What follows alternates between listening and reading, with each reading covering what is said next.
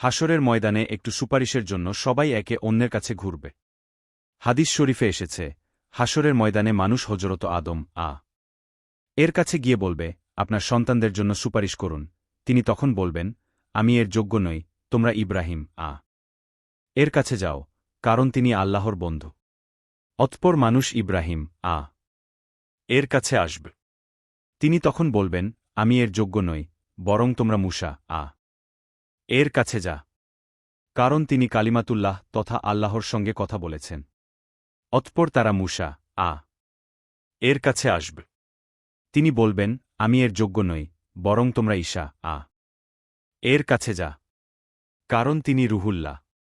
অতঃপর মানুষ তার কাছে আসবে। তিনি তখন বলবেন, আমি এর যোগ্য নই, বরং তোমরা মুহাম্মদ এর কাছে যা।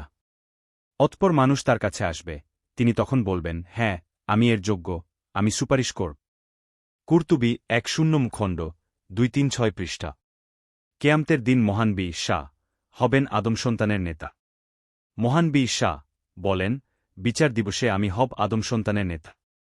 এজন্য আমার কোনো গর্ব নেই, আমার হাতে থাকবে প্রশংসার পতাকা, এজন্য আমি গর্বিত ন।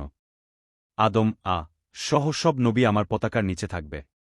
কুরতুবী ১০ খণ্ড পৃষ্ঠা ২৩৭।